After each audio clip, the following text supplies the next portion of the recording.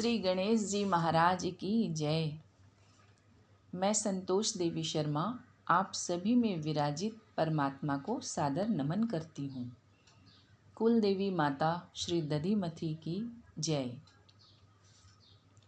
या देवी वरदा चराचरमयी मायामयी चिन्मयी शब्द ब्रह्ममयी परात्परमयी ज्योतिर्मयी वाङ्मयी सर्वैश्वर्यमयी महासुखमयी श्रद्धामयी धीमहि पायात् सा जगदम्बिका दधिमति माता सदा श्रीमयी माता सदा वाङ्मयी।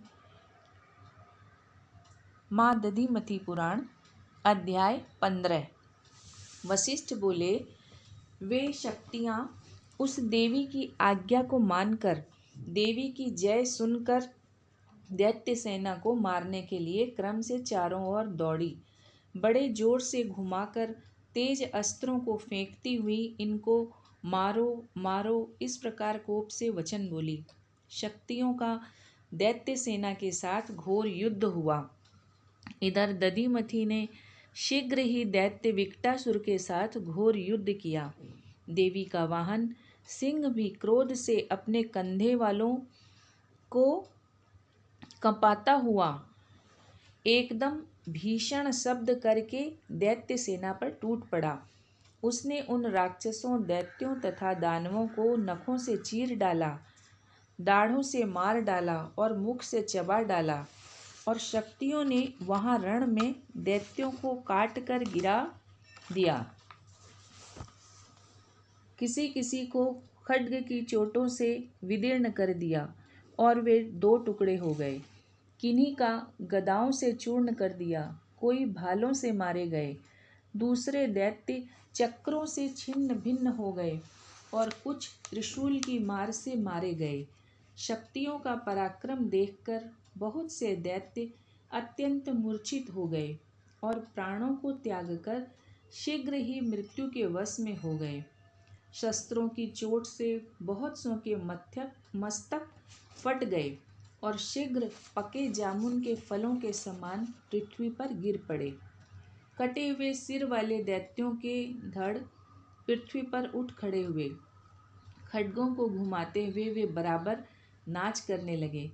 तलवार को हाथ में धारण कर दिव्य शस्त्र और अस्त्रों से सुशोभित और अत्यंत कोप से टेढ़ी भौं के मुख वाली शक्तियाँ तत्काल दैत्यों को संबोधित करके युद्ध के लिए फिर बुलाती हुई तेजी से कूदती हुई दानवों पर टूट पड़ी।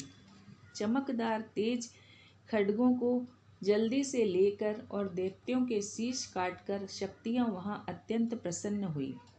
फिर खेल में गेंद के समान मस्तकों का उछाल कर आए हुए उन मस्तकों को फिर अपनी लीला से आसानी से उन शक्तियों ने खड्गों से छेदन कर दिया।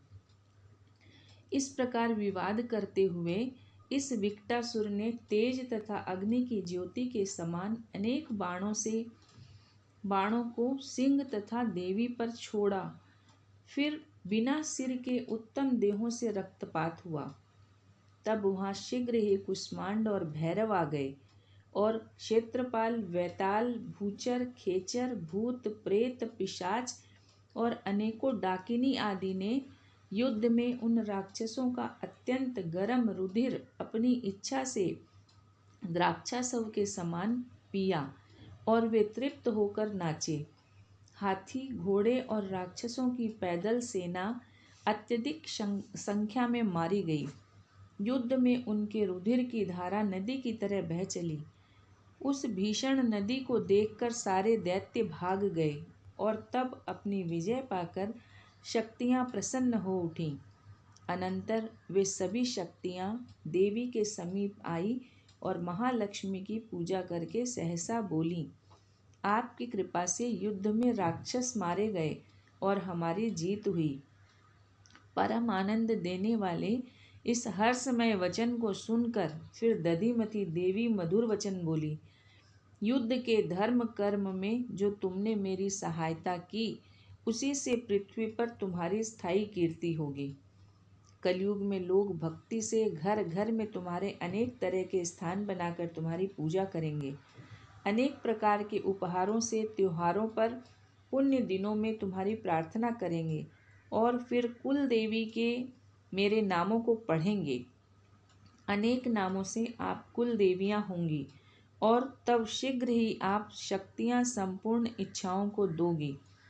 इस प्रकार देवी के वरदान को सुनकर शक्तियाँ प्रसन्न हुई एवं तत्काल जय बोलती हुई देवी में लीन हो गई। बोलो दधिमती माता की जय। ऐसी कथाएं आप तक पहुंचती रहे, इसके लिए आप इस चैनल को सब्सक्राइब करिए।